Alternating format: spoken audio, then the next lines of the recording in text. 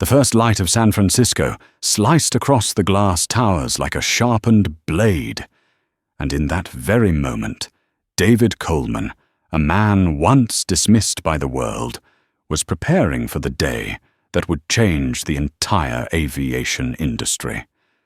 The Swiss watch on his wrist vibrated softly. 6 o'clock sharp. In his penthouse overlooking the bay, David stood motionless before the window, his reflection merging with the golden dawn spreading over the city. 15 years ago, he had been just a young man from Harlem, working 2 shifts a day to afford college. Today, at 46, he was the CEO of Coleman Equity Group, a multi-billion-dollar investment conglomerate, and only a few hours away from the biggest deal of his life. On the table, his espresso still steamed. His phone lit up with a message from Jessica Moore, his executive assistant of 8 years. "Everything's ready, sir. The Horizon Vista board has confirmed the signing in Chicago. The legal team is waiting for your signal." David took a slow sip of coffee, his eyes reflecting the glittering skyline beyond the glass. Horizon Vista Airlines. Soon that name would belong to him. A once prestigious airline, now plagued by scandals collapsing under weak leadership and a toxic culture. But to David, it wasn't just a business transaction. It was a chance to rebuild, to prove that a company could turn the profit and still heal what was broken. The smart home system chimed softly. "Your car will arrive in 7 minutes. Flight departs at 10:05 from San Francisco International to Chicago O'Hare." David set the cup down and inhaled deeply. The scent of sea salt mingled with the oak floors beneath him. Everything was perfect, except for the one memory that still clung to him, the voice of his late father. "You know, David, men like us have to be twice as good just to get halfway there." The image of the old barbershop returned to him, his father's calloused hands, the worn collared shirt he always wore, that gentle smile and eyes that never strayed from their dreams. "Excellence," his father used to say, "is the only language they'll ever have to respect." David nodded slightly, as if making a silent promise to the man who raised him. He slipped on a charcoal grey suit, a navy tie, and looked at himself in the mirror. The man staring back had the eyes of someone who'd fallen and risen more times than anyone should. Behind the calm confidence lay a quiet exhaustion, the fatigue of a man who had spent his whole life proving his worth. The black Tesla rolled up to the lobby. The driver opened the door and bowed slightly. "Good morning, Mr. Coleman." David smiled politely. "To the airport." The morning city drifted past his window bridges, arching like silver threads through the mist-glass towers flashing in the sunlight, and far off the bay shimmering like a giant mirror. He opened his tablet and tapped on a file titled Project Horizon. Rows of numbers filled the screen losses of 2.4 billion customer satisfaction at 46% over 20 lawsuits alleging racial and gender discrimination. A dying airline, the world called it. But David saw something else, a legacy waiting to be redeemed and cleansed. The car glided smoothly down Highway 101. In the silence of the cabin, the only sound was his fingers tapping lightly as he typed a few notes. Horizon Vista equals symbol. Don't just save the brand, save the culture. People overprocess. Another message came in from Jessica. The media is speculating about the acquisition. Do you want me to deny it? No, he replied. Let them wonder. We'll give them a story worth more than numbers. The motorcade turned into the private entrance of the Terminal 2 business wing at San Francisco International. As he stepped out, sunlight bounced off the reflective glass doors. David straightened his tie. Each step toward the terminal echoed like the steady drumbeat of fate counting down. Security staff recognized him, bowing respectfully, but David only offered a polite nod. He hated the hierarchy of deference to power and indifference to ordinary people. That very mindset, the instinct to rank human worth, was what he would soon confront in ways no one could foresee. At the VIP counter, a young receptionist with a perfect smile greeted him. "Mr. Coleman, your private lounge is ready." He nodded, placed his briefcase beside him, and glanced around. The lounge was filled with executives, wealthy travelers, and busy eyes glued to screens, coffee cups, and the subtle competitions of status. He recalled Jessica's question from yesterday's meeting. "Are you sure you want to fly on Horizon Vista yourself? That airline's being dragged across social media for mistreating passengers?" He had laughed. "That's exactly why I need to go. Before I own a company, I need to see it with my own eyes, not through reports or flattery." It seemed like a simple decision, just a way to test the experience firsthand. But neither he nor anyone else could have guessed that this flight would ignite the greatest transformation in the history of American aviation. David sat down, his gaze drifting beyond the glass wall toward the runway. A Horizon Vista jet stood still under the rising sun, its silver body glinting like a giant bird waiting to take flight. He wondered to himself, do I really understand the people who work inside that plane, or have I only seen them through spreadsheets? Something shifted quietly inside him, not pride but intuition, a feeling that this morning would not end like any other. A new message appeared on his screen. "Mr. Coleman, Flight 1005 is now open for check-in. First class, counter number 14. He drew a deep breath, buttoned his jacket, and lifted his briefcase. The glass doors opened automatically. The wind carried the faint scent of jet fuel and the distant echo of boarding calls. David Coleman walked toward the first-class counter, unaware that within minutes this very place would test his dignity, his resolve, and the ideals he had spent a lifetime building. And from that moment on, a revolution would begin, a movement the world would soon know as justice in the skies. The clock in the airport terminal showed 8:47 in the morning as David Coleman approached the first-class counter of Horizon Vista Airlines. The white lights reflected off the marble floor, casting a long, steady shadow behind him. The sounds of rolling suitcases and overlapping boarding calls filled the air like the pulse of a restless world. Yet beneath all that movement, something awaited him, a cut so invisible yet sharper than any insult. The woman behind the counter looked up as David approached. Her name tag read, Karen Blake, Senior First Class Agent. Her blonde hair was tightly pinned, her smile mechanical cold enough to feel rehearsed. "Good morning, I'm on the 10:05 flight to Chicago," David said, holding up his phone with the QR code. His voice was deep and composed, the tone of a man accustomed to making decisions. Karen glanced at the screen, then looked up at him. That single second of eye contact was all it took for David to see it, a flicker of doubt, quick and small, but real. "Mr. Coleman, let me double-check your booking," she said, fingers tapping rapidly on the keyboard. The blue glow from the screen lit her face, each tense expression betraying her confusion at what she saw. A black man wearing an Italian suit, holding a first-class ticket. It didn't fit her logic.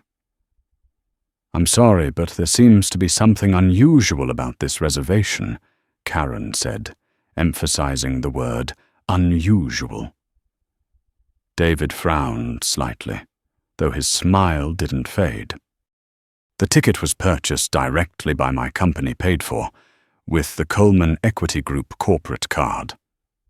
"Yes, I understand," Karen replied, her tone dropping into one of polite suspicion. Would you mind showing me the credit card and another form of identification?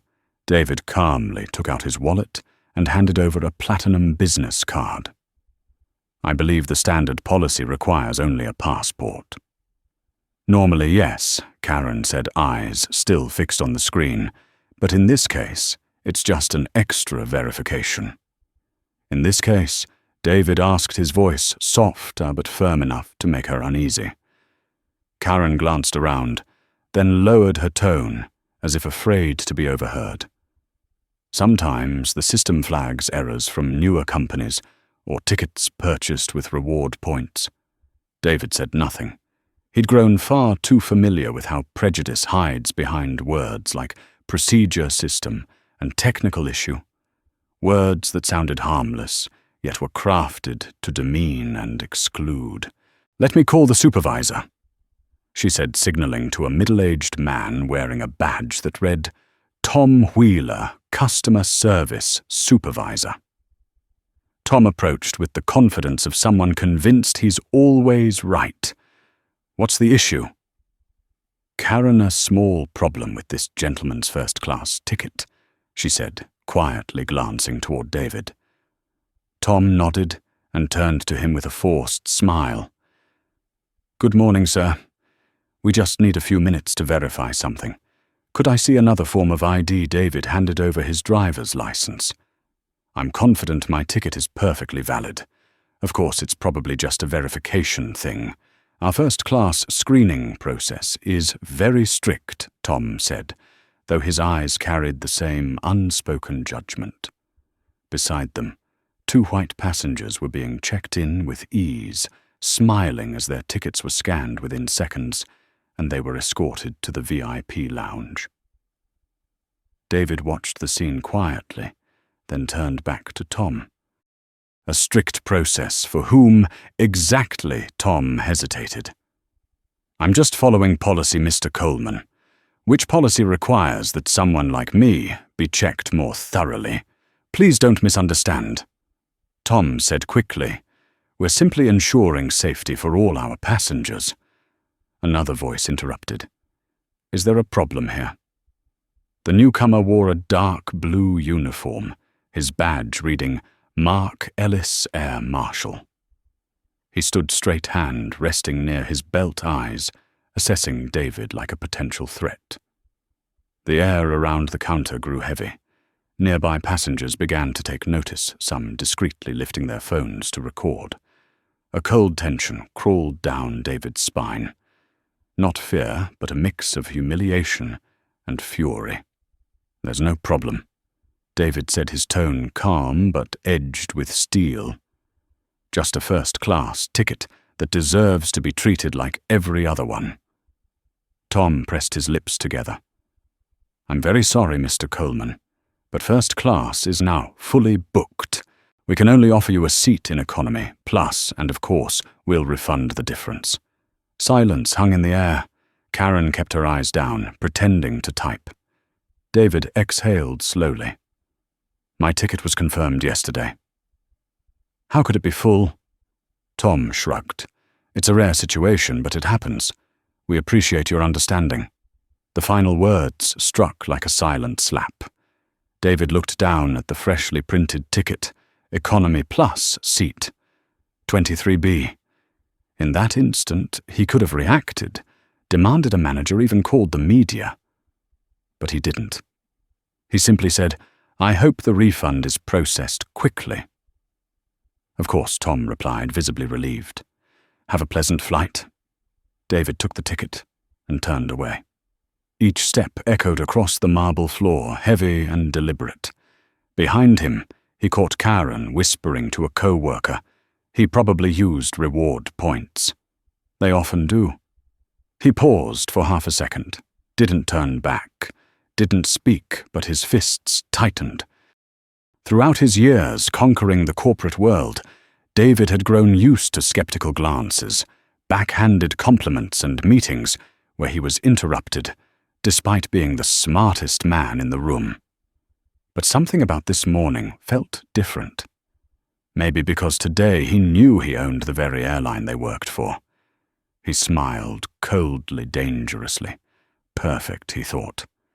You've just written your own termination letters. As he passed through security, the scanner light washed over his calm, unreadable face. But behind his eyes, something was forming a plan. Walking down the jet bridge toward the plane, David glanced through the window. Another Horizon Vista jet was taxiing down the runway, the company logo gleaming in the sunlight. He recalled his father's voice from that old Harlem barber shop. If they don't give you a seat at the table, son, buy the whole chair and let everyone sit. David smiled. He had done just that, though no one knew it yet. As the flight attendant at the cabin door greeted him with a cheerful, "Welcome aboard, Mr. Coleman," he returned the smile politely, but thought to himself, "No Horizon Vista. You're the ones being welcomed to your judgment day." The airplane door closed, sealing off the outside world, and within that narrow cabin, the story of humiliation, justice, and an unshakable reckoning quietly began, silent but unstoppable. The economy cabin felt heavy and cramped like a sealed metal box. David Coleman sat in the middle seat of row 23, his broad shoulders pinned between a man furiously typing on a laptop and an elderly woman dozing against the window. The seat wouldn't recline, the tray table was chipped, and the murmuring from the rows ahead sliced through his patience like scissors, snipping one thread at a time. In front of him, his ticket read, "Economy Plus, seat 23B." The white letters on a cold blue background looked like a bitter reminder that even when you have money, they can still make you feel small. The plane trembled slightly as it left the ground. David fastened his seatbelt and looked out the window. San Francisco shrank below him, its streets winding like the veins of a tired body. He thought to himself, it all begins here, from a check-in counter, from a single look, from a single prejudice. He took a deep breath, forcing down the anger rising inside. Then came the echo of his father's voice. "Don't let anger drive you, son. Let it guide you." A soft voice pulled him back to the present. "Excuse me, sir. Would you like help lifting your bag into the overhead bin?" David looked up. The flight attendant, a black woman with the name tag Lauren Brooks, offered a genuine smile, the first sincere smile he'd seen all morning. "Thank you. I can manage," David replied gently. But Lauren still adjusted his luggage, then leaned in close, her voice low enough for only him to hear. "I saw what happened at the check-in counter," she whispered. "I'm sorry for how they treated you." David froze for a moment. No one, absolutely, no one that morning had said those words to him. Lauren continued, her tone quiet but steady. "They call it a security procedure, but we know what it really is, another kind of color check." A wave of emotion rose in David's chest as he looked into her eyes, strong but weary. She spoke quickly before the supervisor walked by. "I've worked for Horizon Vista for 5 years. I've seen this happen too many times. They train us to evaluate passenger risk. But we all know what that means. If you speak out, they cut your hours, give you bad evaluations, and eventually transfer you away." David nodded slightly. "Thank you, Lauren. Thank you for your honesty." She smiled faintly. "I'm honest because I'm tired of silence."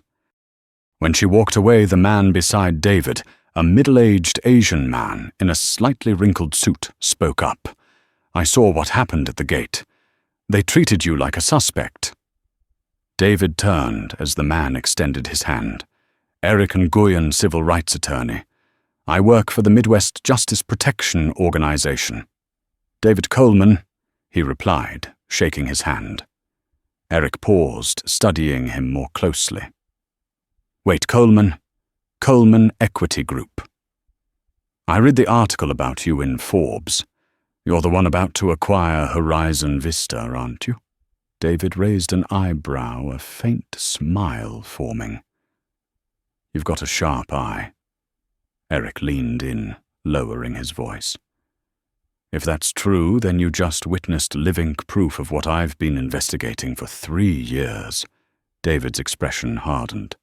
Go on. Eric opened his laptop, the screen lighting up with charts and documents. Horizon Vista currently has over 27 active discrimination complaints, but they keep settling quietly or blaming it on procedure. I've always believed that if someone with real power and credibility ever became the complainant, this whole system would collapse. David sat in silence. He could feel it now. He was sitting on a powder keg, and he was the detonator. What are your chances of winning such a case? David asked. Eric gave a thin smile. If it's just about the law, 50-50. But if you're involved, the man who was just humiliated like that, and also happens to own the company, then the law won't be the limit anymore. David rested his chin on his hand, thinking deeply. For a moment, his anger was gone, replaced by the calm stillness of a mound right before the storm. The plane leveled off at 33,000 feet. The hum of engines merged with the sound of keyboards clicking. David opened his tablet and logged into the company's internal network. With his shareholder-level access, he entered Horizon Vista's internal systems, employee evaluations, customer complaints, and confidential reports. Within minutes, hundreds of files appeared, accounts of racial bias, service refusals for black passengers, unfair hiring scores. Every line on the screen was a blade cutting into his faith. A memory surfaced his father 30 years ago, standing in a small Harlem bank, denied a loan despite perfect paperwork. The old man had walked out empty-handed, muttering the one line David would never forget. If they don't let you play on their field, son buy the whole field. Now he had done exactly that, and today it was time to clean that field. David typed an encrypted message to Jessica Activate Protocol Omega. Urgent board and legal meeting. Prepare full authority transfer. The reply came instantly, received. The team is standing by. Lauren returned, handing him a glass of water. I thought you might need this, she said softly. David looked up at her, his tone gentle. If this airline ever truly changes, would you want to stay? She looked surprised. If they really change, I would stay. But I don't believe they will. David nodded. Then keep that belief just a little longer. She gave a puzzled nod, not understanding his meaning. Eric glanced over, whispering, What are you planning? David's lips curved into a faint smile. Call it. Making things right at 33,000 feet. The plane shook slightly in turbulence. The announcement came through the speakers. We're now flying over the state of Nevada. Around them, passengers drifted into sleep. Only David remained awake, his screen glowing in the dim cabin light, cold, bright, and full of calculation. His phone buzzed. A message from Jessica, all merger documents can be completed today. We just need your final approval, David replied briefly. Wait until I land. He leaned back and closed his eyes. Behind his eyelids, he saw images of his father, of black men and women, forced to bow their heads at service counters, lined up and categorized, simply because they didn't look first class. And beneath the steady hum of the engines, he heard his father's voice again, not as advice, but as a command. Don't just fly, change the sky. The plane shuddered softly through the clouds. Sunlight burst through sharp as a blade. David opened his eyes and smiled, faintly cold, calm, resolute. This flight was no longer a trip to Chicago. It was a flight toward justice. and as Horizon Vista Flight 457 carved its path through the American sky, David Coleman had already prepared every move that would make an entire industry bow its head, a reversal of power, 33,000 feet above the ground. The soft beeping sound, announcing preparation for landing, cut through the cabin and broke David's train of thought. The captain's voice came over the speakers, steady and professional, but inside him everything was churning. No one on that flight knew that once the wheels touched the ground, the man sitting in seat 23B would become the new owner of the very airline they were flying on. He looked out the window. Chicago was unfolding beneath him, buildings lined up like chess pieces, sunlight cutting through a thin layer of clouds and scattering across the shimmering surface of Lake Michigan. Yet in that beautiful light, all David could see was a bitter contrast, the glow of a great city that could not hide the shadows of prejudice. When the plane landed on the runway, a few passengers clapped politely. Seatbelts clicked open. People stood pulled down their suitcases and began talking in low, excited tones. David alone remained seated, his gaze calm, his hands clasped together on his lap. "You are not getting off." Eric Nguyen turned back and asked, his hand already wrapped around his laptop. David smiled, his eyes seeming to look straight through everything. "I will get off later, Eric. There is still a lot of work to do." Eric nodded, but before he stepped out into the aisle, he pulled a business card from his jacket pocket. "If you need me, know.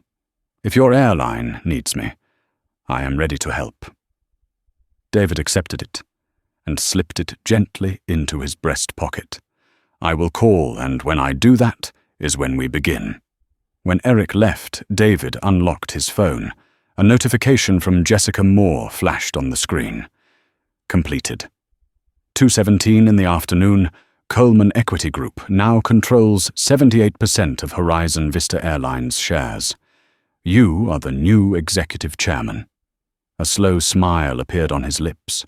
It was calm, neither triumphant nor vengeful, more like the feeling of finally returning to where he was meant to be. The last passengers left the plane, leaving only a few cleaning staff. As David rose from his seat, his eyes met those of Karen Blake, the woman from the check-in counter that morning. She froze, her polite smile dissolving.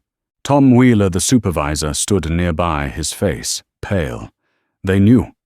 The video from JFK had gone viral, and now the name David Coleman was all over the financial news, the black billionaire who took over Horizon Vista Airlines. David walked towards them. "Nice to see you again," he said. His tone was polite, and even yet every word landed with the weight of stone. Tom tried to force a smile. "Mr. Coleman, we are truly sorry about what happened this morning." David met his eyes. "I am not looking for an apology. I am looking for accountability."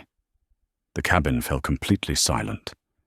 He continued, "I want to see the regional director right now." Karen's voice trembled. "Sir, you can go to the VIP lounge. We will—" "No, David," cut in. "I want to meet here on this plane where it all started." In less than 10 minutes, a middle-aged woman in a black suit hurried up the jet bridge and stepped into the cabin, Linda Carver, Chicago Hub Operations Director. Her face was tense, but she still tried to hold on to her professional composure. "Mr. Coleman, I am Linda Carver. I have been informed of the incident. I sincerely apologize and want to assure you that David raised a hand to stop her. You do not need to apologize, you just need to listen." He pulled out his phone, opened an email, and held it out for her to see. On the screen, a single line glowed. "Coleman Equity Group has officially completed the acquisition of Horizon Vista Airlines, effective 2:17 in the afternoon, Central Standard Time. Linda read it, her eyes widening. "Are you saying that you am the new owner?" David answered, his voice low and sharp like a blade. "I am no longer the downgraded passenger. I am the one who decides who will keep flying with us and who will be leaving the cockpit." Karen stepped back. Tom swallowed hard. No one dared to speak. Linda took a deep breath, fighting to remain composed. "Mr. Coleman, in that case, I would like to arrange an emergency meeting with the leadership team." "Already arranged," he interrupted. "At the Marriott O'Hare Hotel in 30 minutes. And you, along with these 2 employees, will be coming with me." A black SUV waited for them on the tarmac. No one spoke during the 20-minute drive. The steady roll of the tires on the asphalt sounded like a countdown to judgment. At the hotel, the 20th floor had been turned into an emergency war room. At the head of the long table, screens showed the faces of Horizon Vista's board and executives calling in from Dallas and New York. Jessica Moore stood beside the screen documents in hand, her eyes steady, as if she had been waiting for this moment her entire life. When David entered the room, fell silent. There was no need for an introduction. The news had already reached Wall Street an hour earlier. "Good afternoon," he began, his voice deep but clear. "My name is David Coleman, CEO of Coleman Equity Group, and as of today, Executive Chairman of Horizon Vista Airlines." Some people whispered under their breath, others bowed their heads. David went on his hand, resting on the polished wooden table. "This morning, I arrived at the airport as a passenger, wanting to understand the service culture of the airline I was about to acquire. I do not need to say much, because the entire country has seen the video. A passenger, humiliated, treated with suspicion, downgraded all because of his skin color." He paused. The air grew heavier like lead. "The worst part is not that it happened, but that it is no surprise. Because this is not the first time. This is a culture that has seeped into the DNA of this company, a culture that treats prejudice as procedure, contempt as customer service." Linda lowered her head. Tom and Karen sat at the back, fingers tightly intertwined, beads of sweat forming on their brows. David opened a folder.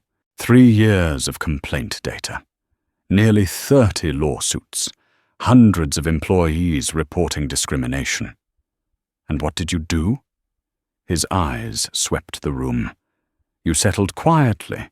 You covered it up. You called it a misunderstanding." A voice protested from one of the screens, Charles Whitman, the former CEO, speaking from Dallas. "Mr. Coleman, I understand that you are upset, but you cannot just..." David cut him off, his voice frozen with ice. "I am not upset, Mr. Whitman. I am taking action. And the first action is this. You are terminated effective immediately, along with 8 other executives responsible for allowing this culture of discrimination to exist." The room erupted in low gasps and murmurs. Whitman snapped, "You cannot do that." "I can," David replied simply. "Because I am the owner, and because ethics are not up for negotiation." He turned to Linda. "Ms. Carver, from this moment, you will temporarily oversee operations for the Chicago hub until we complete a full review of the management structure. These 2, he said, looking at Tom and Karen, are suspended immediately pending investigation." Karen's voice shook as she tried to speak. "Mr. Coleman, I did not intend to discriminate, I just..." David looked at her, his gaze not angry, only deeply tired. "I believe you did not intend it. But it is exactly that lack of awareness that makes everything so damaging." He rose to his feet, his voice filling the room. "From today on, Horizon Vista will be rebuilt from the ground up. It will no longer be an airline of privilege. It will be an airline of dignity." Jessica nodded, and handed him a thick stack of documents. "We will call this reform program The Flight to Justice, Our Journey Toward Justice." David looked around the table.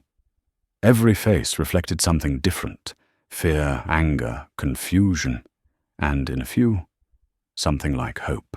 He knew he had just dropped a bomb into the center of the old power structure, but he also knew that only by breaking it apart could they ever rebuild it the right way. When the meeting ended, David stepped out into the corridor and gazed through the large window. Outside, planes bearing the Horizon Vista logo lined up along the runways, glinting in the fading light of sunset.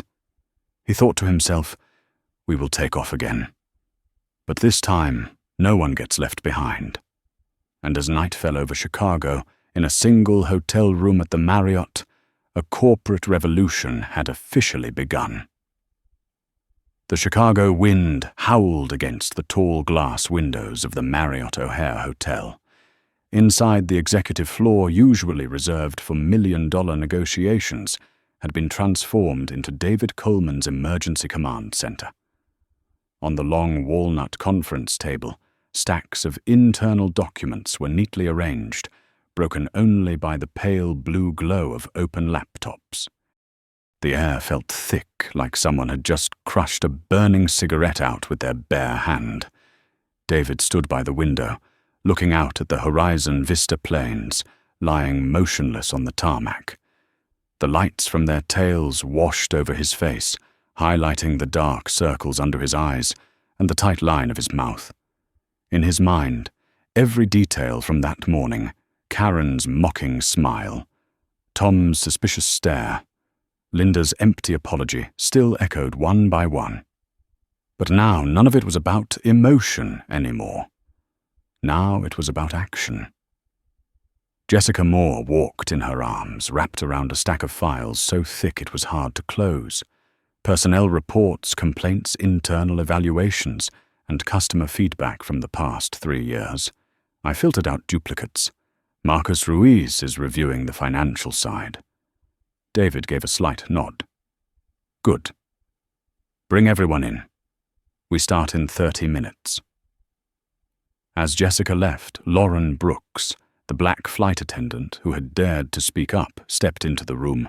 She was no longer in uniform, but in a simple shirt. She still looked a little self-conscious, but there was a new steadiness in her eyes. "Mr. Coleman," she said, "I still do not quite believe things can really change, but I want to help." David looked at her and nodded slowly. "Lauren, people like you are the reason I am doing this. Not for revenge, but so people like you never have to bow your head again." He gestured for her to sit. "Tell me everything, starting with what you have seen." Lauren began to speak. Her voice shook at first, then gradually grew stronger. She talked about training sessions where management stressed protecting the image of the first-class cabin. She talked about passengers being downgraded because they didn't look like premium clients. She talked about colleagues who were fired simply for pushing back. Every sentence was a cut across the wall of silence Horizon Vista had built over the years. When she finished, David said nothing. He did not take notes, did not interrupt. He simply listened. And when Lauren looked up at him, his eyes spoke what he did not say. "Out loud, I believe you." The door opened again. Marcus Ruiz, Human Resources Director at Coleman Equity Group, walked in, followed by Eric Nguyen, the civil rights attorney from the flight. They shook hands quickly and jumped straight into work. Marcus spoke in a low voice. "We can begin an internal investigation tonight. I have already arranged private interview rooms with cameras, transcripts, everything fully compliant." Eric added, "I will oversee the legal framework. We need rock-solid evidence to avoid any countersuits for unfair dismissal." David allowed himself a faint smile. "You are working like you have been rehearsing for this night your whole life." Marcus replied, not rehearsing, just waiting for the right person to give the order. 9 o'clock in the evening. The purge began. The first person called in was Karen Blake.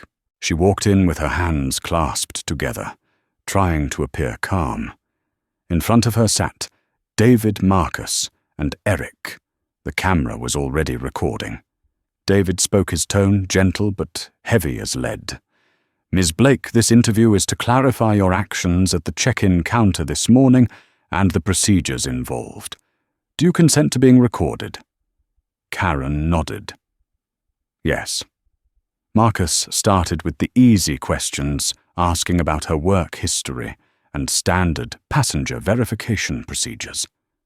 She answered in rehearsed phrases, following protocol, adhering to guidelines, never intended any discrimination.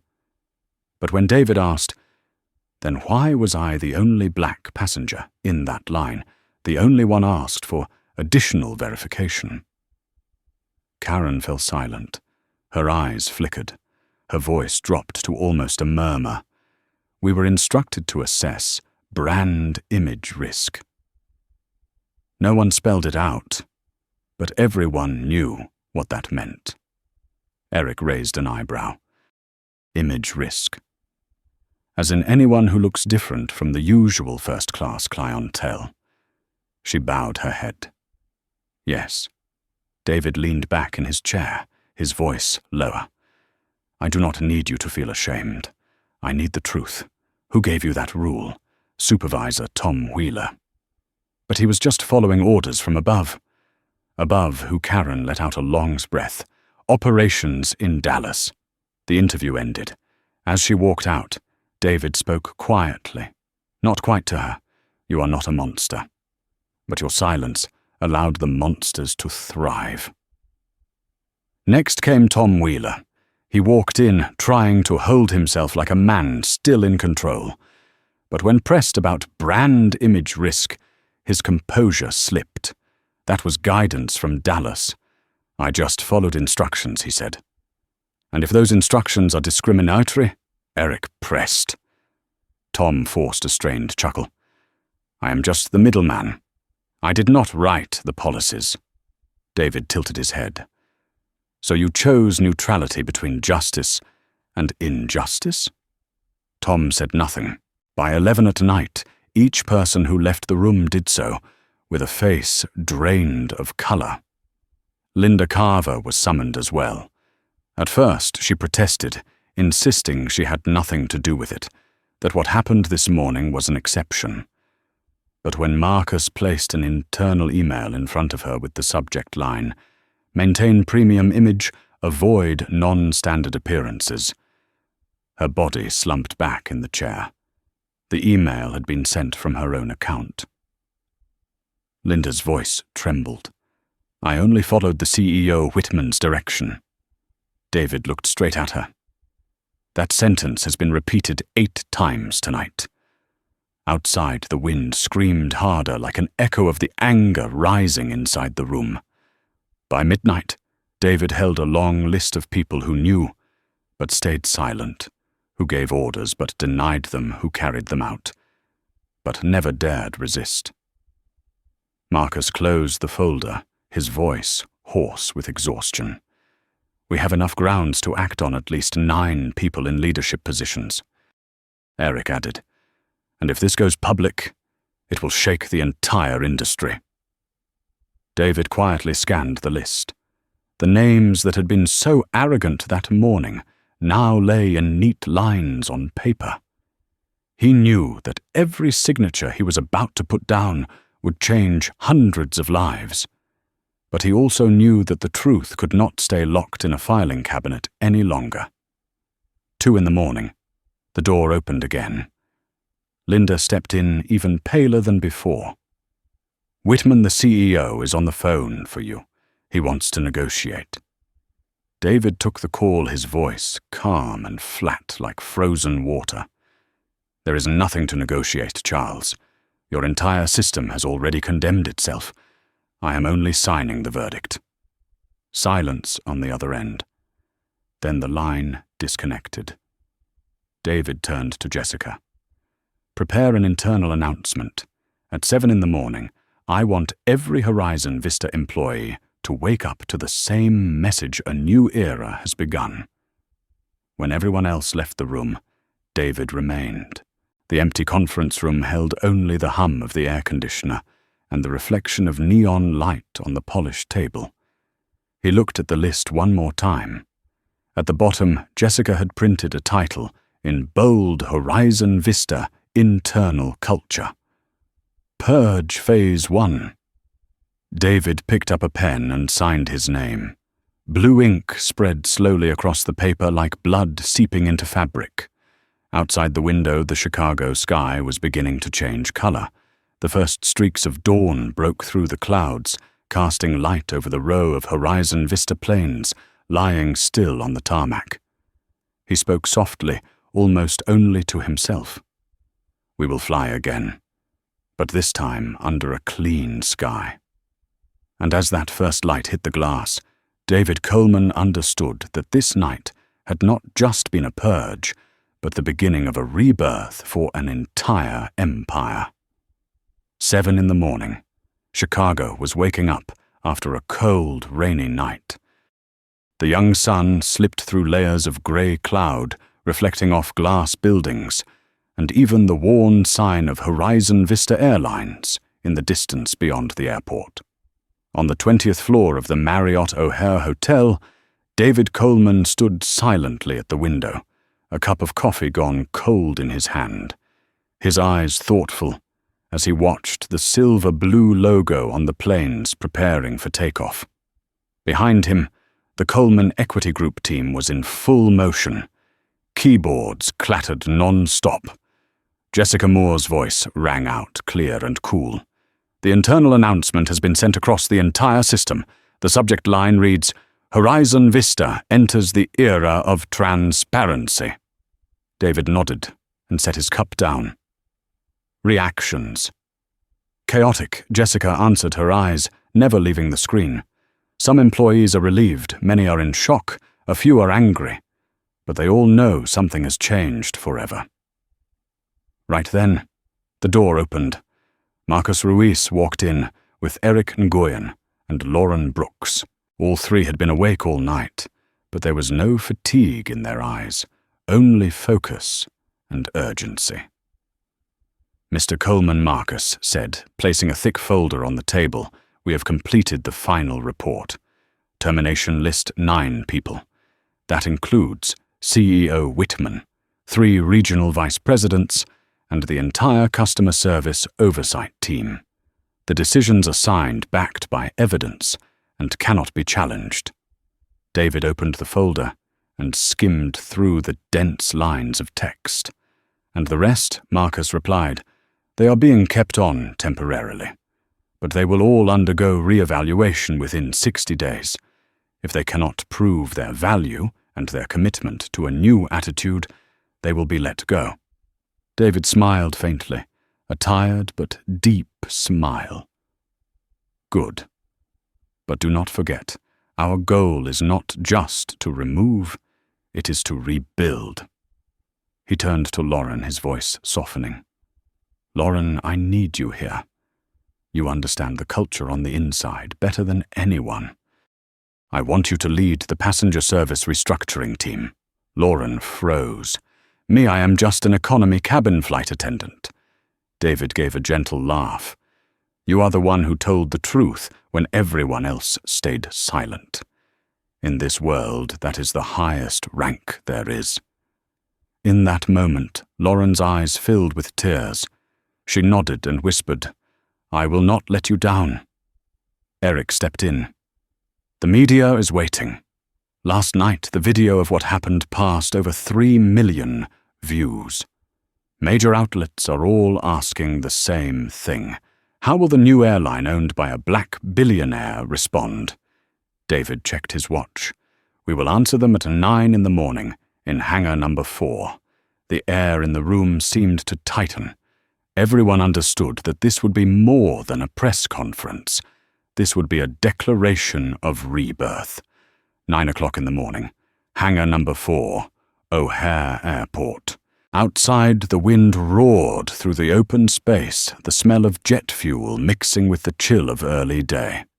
In front of hundreds of reporters and their lenses, a podium bearing the Horizon Vista logo stood in the center of the concrete floor, with the massive silver body of a jet towering behind it, the symbol of an entire American industry.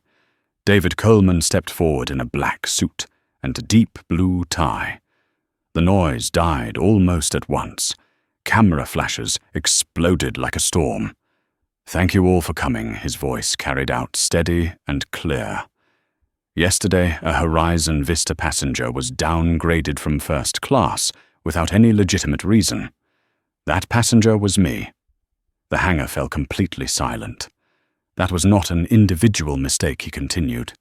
It was a symptom of a collective disease, a corporate culture that allows prejudice and fear to decide how human beings are treated. And today that disease is officially diagnosed, and it will be treated. A sharp click from the rows of cameras fired in unison. David raised his hand, signaling Jessica to start the slides. The giant LED screen behind him lit up, showing charts and numbers, 27 lawsuits, hundreds of complaint service ratings down by 48%. This is the truth that the previous leadership hid. They called it protecting the brand image. But I say this, the brand does not need protection. People need respect. He took a deep breath and looked directly at the rows of reporters. I declare that from this moment, Horizon Vista will be reborn from an airline into a symbol of justice. Every policy, every procedure, and every leader will be replaced if they no longer reflect that value. Murmurs spread through the crowd. A reporter from a major financial network raised a hand. "Mr. Coleman, there are rumors that you fired the entire executive board overnight. Is that true?" David didn't hesitate. "Yes. And I would do it again if I had to. No flight can safely take off if the crew does not believe in the direction." Another reporter asked. "Some say this is an act of revenge for a personal insult." David looked straight into the cameras, his voice firm. "If demanding fairness is seen as revenge, then we are living in a very broken world. I am not seeking revenge. I am seeking accountability." Applause rose from the rows of Horizon Vista employees standing along the edge of the hangar. They were no longer bystanders. They were witnesses to a turning point. David lifted his hand and invited Lauren forward. "I want to introduce someone. She is proof that courage can begin in the lowest ranked positions." Lauren stepped out, her heart pounding. She took the microphone, her voice trembling. "I used to think I could not change anything. But last night, I saw the opposite when someone with power chooses not to look away. I believe we can build an airline where everyone is welcomed the same way, not because of status, not because of skin color." The applause swelled again, louder, longer. David returned to the microphone, his tone dropping into something like a vow. "Starting today, Horizon Vista officially launches the Sky Equal initiative. Every employee from pilot to cleaning staff will be retrained not only in skills, but in what it means to respect another human being. Every passenger, no matter their cabin, will hold equal value. And to remind us of that, every single day, I am changing this airline's motto: excellence is our standard. Respect is our only currency." The applause turned into chants of Coleman. Coleman mingled with choked sobs from long-time staff. On the screen, the Horizon Vista logo faded, replaced by a new name in glowing silver-blue letters: Ever Rise Airlines. David looked up at it, his eyes shining, not from victory, but from belief, the belief that a company can have a soul, and that today that soul had been saved. He bowed his head slightly. "I am not here just to make promises. I am here to prove them. Let us rise together, not only in the sky, but in the way we treat one another." As David stepped down from the podium, Jessica came up beside him. "The media is exploding," she whispered. "The hashtag #FlyWithDignity is spreading across every platform." David smiled, his voice quiet, but certain. "Let them talk." For the first time in history, they are talking about justice, not scandal. Outside, the sun burst through the clouds, pouring light over the hangar, where the Everrise logo had just been fixed to the body of a brand new Boeing. The rays bounced off the glass and into David's eyes, warm, fierce, and proud. In that moment, he understood that this fight was no longer his alone. It was a promise to the millions of people who had been pushed into economy class in life, in work, in society, and now those very people would be the ones rising with him. The bright morning after the press conference had barely settled before the first storm arrived. Just 3 days after Everrise Airlines was announced, social media and news outlets were flooded with divided headlines. Some hailed David Coleman as the hero who revived the airline industry, while others accused him of using power for personal revenge. On his desk in the temporary Chicago headquarters, the morning newspapers lay neatly stacked. Coleman fires 9 executives overnight. Reform or purge. Is Everrise gambling with justice? New CEO accused of corporate coup over personal insult. David read each line without a change in expression, though in his eyes a cold steel glimmer began to form. He understood that every reform brings fear, and fear breeds resistance. Jessica walked in, holding a tablet. Bad news. Whitman just appeared on a conservative network. He claimed he was forced to resign and is now suing Everrise for reverse discrimination. David leaned back in his chair, his voice calm and low. "And how's the public reacting? Those who support you, believe you. Those who don't have one more reason to hate you." The hashtag boycott woke airlines is spreading fast. From the corner of the room, Marcus Ruiz, the human resources director, added, "We've got trouble inside too. Some old staff are complaining that they're being treated like criminals during the bias awareness training. Many are delaying signing the new ethics agreement. And revenue." Jessica inhaled deeply. "Bookings are down 11% in the first week." No one said another word. The room thickened with tension. Finally, David smiled faintly, his tone low but firm. "This isn't failure. This is the reaction of bitter medicine. When you touch a diseased system, it fights back. But we don't stop." He stood walking to the window overlooking the runway.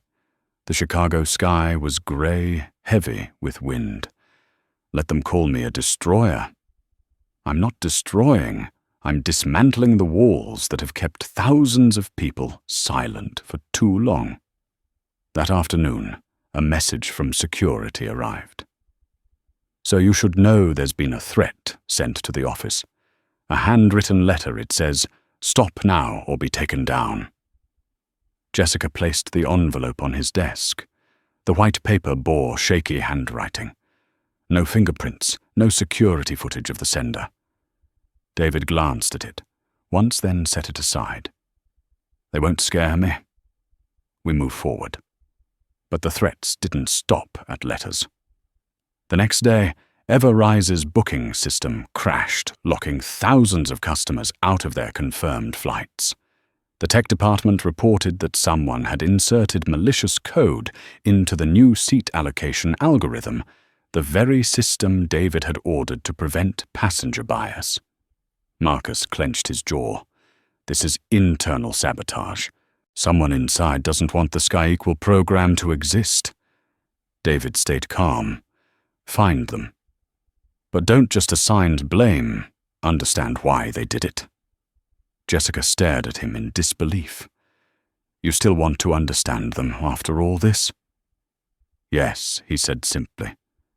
Because if I don't, I'll become the same system I'm trying to dismantle. 3 weeks later, Everrise faced its second storm. A televised speech by Senator Daniel Kirk, once a political ally of Whitman, spread across every major network. We are witnessing a dangerous form of reverse discrimination, Kirk said before the cameras. A black billionaire is using the name of justice to fire white employees for looking different from him. That's not equality. That's revenge. His words poured gasoline on the fire. Conservative outlets amplified it. Crowds gathered outside the Dallas headquarters, holding signs that read, "Keep politics out of airlines and stop reverse racism."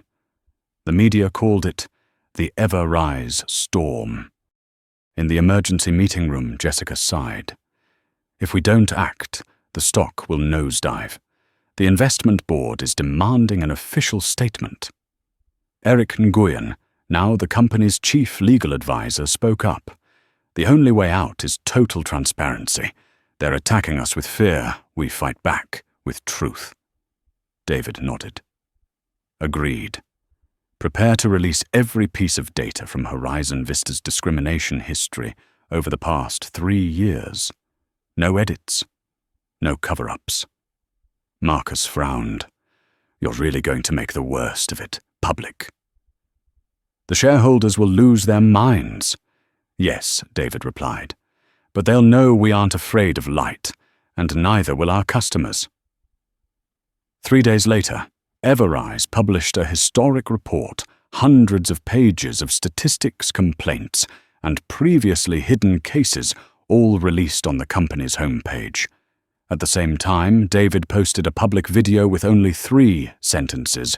Justice doesn't hurt business. Hiding the truth does. Everrise isn't perfect, but we are honest. Only those who face their mistakes can truly rise. The video spread like wildfire. Half praised it, half raged against it.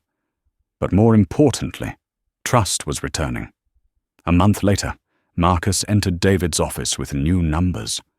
Bookings are up 9%. Other major airlines are considering adopting similar transparency policies. But we still have internal pushback. A group of former staff are spreading rumors that you practice reverse discrimination. David nodded slowly. I can't make them like me, but I can make them choose, move forward, or get left behind. He paused, then looked at Marcus. I want to launch a program called Voices of the Crew. Every employee gets to speak freely, whether they agree or disagree. No one will be punished for honesty. Marcus smiled. That's something they've never had before, the right to speak without fear. That night, David walked alone onto the runway. The city glowed in the distance, but the airport was unusually still. A Boeing jet with the Everrise logo sat quietly under the floodlights. The cold air bit at his skin. He placed a hand on the cool metal of the fuselage, feeling the pulse of the giant body he now guided. From afar, a maintenance worker approached, small against the vast tarmac. He stopped hesitant. Mr. Coleman, I just wanted to say thank you for doing what everyone else was afraid to do. David turned to face the young man. No need to thank me. I'm just doing what's right. But promise me this. If one day you see me wrong, remind me. The worker nodded, his eyes bright in the light. As David walked away, the wind swept through his hair, carrying the faint hum of engines starting up in the distance. The sound grew louder, like the heartbeat of Everrise returning after the storm. He closed his eyes, drew in the cold air, and murmured to himself, Justice isn't a destination. It's a flight with no landing strip. In the dim night, the silver plane reflected the moonlight, a reminder that even when attacked, even when distorted, the truth still flies steady and untouchable above every cloud of prejudice. On a grey October morning, Chicago once again welcomed the first cold winds of the season. In the glass-walled office on the top floor of Airline's temporary headquarters, David Coleman quietly looked out over the city. Below, the small streets were slick with rain, and the cars moved like streams of cold metal. On his desk, the latest revenue report glowed on the screen, third quarter revenue down 18%. Hashtag boycott Everrise still among the top trending topics. This was the kind of moment that would have any other CEO afraid. But for David, fear had never been the problem, because he had spent his whole life living inside it. The office door swung open, and Jessica Moore walked in, her expression tight. "We need to talk. The shareholders are losing patience. A group is pushing to call a special session to consider replacing you with an interim director." David turned from the window. Calm, I figured. "Who is leading it, Robert Hayes?" she replied. "He says you are turning an airline into a moral battlefield." David let out a soft laugh, not bitter, but quietly sad. When people have to choose between profit and conscience, they always pick the easier one. I do not. A moment later, Marcus Ruiz and Lauren Brooks came in as well. They had just finished a field review of the branches, and their faces said everything exhausted, yet resolute. "We just got back from Dallas," Marcus said, his voice rough. "You need to hear this. A group of old employees is rallying others. They are saying Everrise is turning the workplace into politics. Some of them are publicly burning their old uniforms and live streaming that they felt insulted for having to attend bias training." Lauren added, "Some of the new people are being quietly bullied. They are being called the ethics squad. I have tried to protect them, but the pressure is intense." The room sank into silence. The wind howled against the glass, sounding like the building itself was sighing. David folded his arms, his gaze drifting far beyond the walls. "Change has never been gentle," he said. "It always frightens the weak and angers the powerful. But we cannot stop." Jessica looked up. "So what are you going to do if we do not reassure the market?" "Everrise will be out of cash in 3 months. David walked slowly to the large glass board and picked up a marker. He wrote 3 words. Truth, trust, transparency. We are not going to hide. We are going to lay everything out, the bad and the good. I want another press conference, but this time not in a hotel or an office, at Hangar 1 where it all began." Marcus stared at him. "You are going to face the media alone." "They are hunting you right now." "Exactly," David answered. "If I am afraid of them, then I am no different from the people I just fired." 2 days later at 9 in the morning, Hangar 1 was packed. Hundreds of reporters, shareholders, and employees had gathered. The murmur of voices rolled through the air like waves. David stepped up to the podium. There was no microphone, no giant screen, only him standing beneath the light pouring in from the open hangar doors, with the Everrise logo on the plane behind him. He spoke, his voice low, but carrying clearly. "I know there are people who think I destroyed Horizon Vista, that I am devaluing the people who once served this place. But the truth is, Horizon Vista destroyed itself long ago when it allowed prejudice to fly on its planes." The crowd fell silent. Recorders clicked on across the room. "Yes, we are losing money. Yes, the stock is dropping. But that is the price of buying back trust. We do not sell tickets to earn money by staying silent. We fly to prove that respect still has value in this world." An older shareholder stood up, voice booming. Respect cannot keep a company alive. David turned his eyes to him. You are wrong. A lack of respect is exactly what killed this company before I arrived. And I would rather go bankrupt with dignity than grow rich on prejudice. A few hands began to clap, scattered at first, then spreading like sparks through dry forest. Standing among the crowd, Lauren felt her eyes sting. She knew this moment would be remembered, not because of numbers, but because of courage. David raised the latest report. In the next 6 months, Everrise will publish all of our internal data salaries hiring complaints.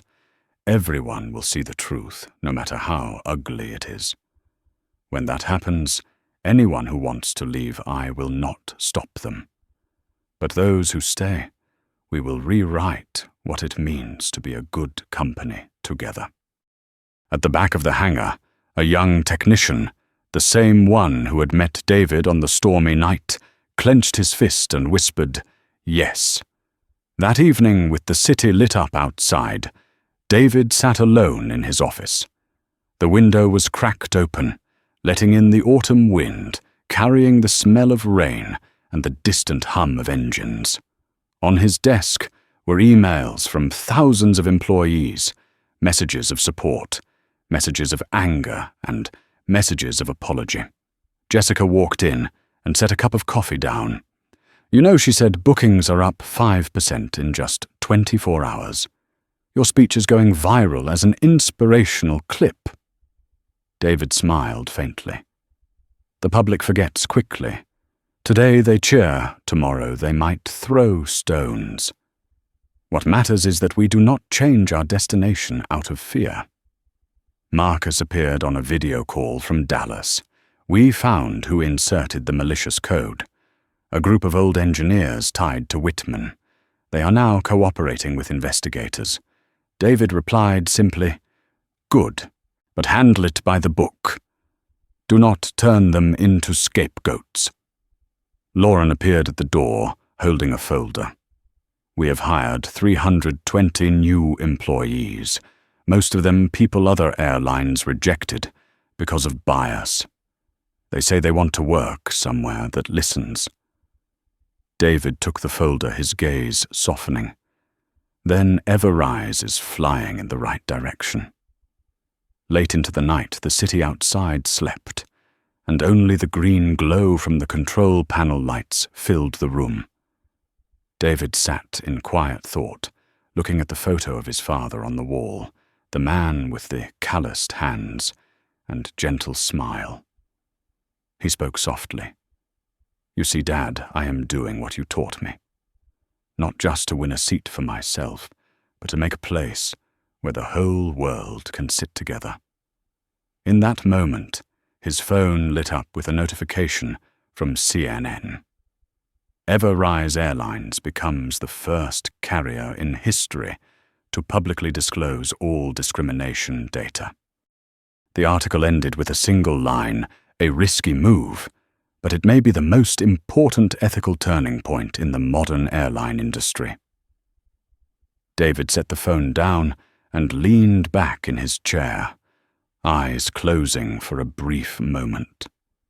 The sound of rain outside blended with the rumble of planes starting up. He knew the sky was still full of storms, but he also knew that every storm eventually passes if the pilot keeps his hands steady on the controls. In the pale glow of the screen beside him, one line shone on his new strategic plan. Everrise, where every flight begins with respect. David smiled to himself, a small smile carrying the strength of someone who knows he has chosen the right path, the path that flies against the wind of the storm in order to reach the place where true light begins. 6 months later, Everrise Airlines was no longer a name surrounded by controversy, but had become a symbol of rebirth. The company's stock had risen, 22% revenue had recovered, and more importantly, trust had returned. Passengers who once boycotted the airline were now proudly showing their tickets, printed with the words, "Fly with dignity." During the annual review meeting, David Coleman looked around the room filled with new faces, white, black, Asian, and Latin. They were all smiling, working together, united in purpose. He spoke softly, his voice mingling with the sunlight streaming through the glass window. We have proven that respect does not make us weaker. It helps us fly higher. When the meeting ended, Lauren stayed behind and smiled warmly. "Mr. Coleman, now I believe it. The sky really can change." David replied, his gaze fixed on the runway, where a Boeing jet bearing the Everrise logo was lifting into the air. It's not the sky that changed Lauren. It's us. We've learned how to fly in the right direction. The sound of the engines echoed like a promise that justice, once it takes flight, will never descend again. 1 year after the historic reform, Everrise Airlines had become a model studied in business schools. Across the blue sky, hundreds of flights bearing the silver-winged logo-connected continents, a symbol of resurrection. In the first-class cabin of the Chicago to New York flight, David Coleman sat in seat 2A. In front of him, a young black entrepreneur fumbled nervously with his economy ticket. David smiled and called the flight attendant. "Upgrade him to this cabin.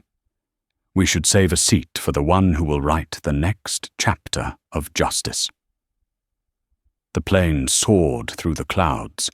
Lauren, now the global director of service, passed by and whispered softly, "You did it, David." He looked out the window where the golden sunset reflected on the body of the plane, carrying the words, "Excellence is our standard. Respect is our only currency." David spoke quietly, as if reminding himself, when people learn to respect one another, every flight becomes a journey upward. Outside the sun was setting, but his legacy and Everrise's continued to fly on in the light, from the perspective of an expert in ethical leadership. David Coleman's journey was not just a story about a business deal, but a testament that justice is not an abstract concept. It is a choice, the courage to do what is right even when it comes at a cost. Everrise proved that when a company puts people before profit, profit will always find its way back. And perhaps the greatest legacy David left behind was not a reborn airline, but the belief that dignity can soar as high as any aircraft in the sky. If you believe that respect is the strongest engine that can help this world take flight, hit like to share that message and subscribe so you never miss the stories where ethics and power collide. Leave a comment below with one simple phrase. Keep respect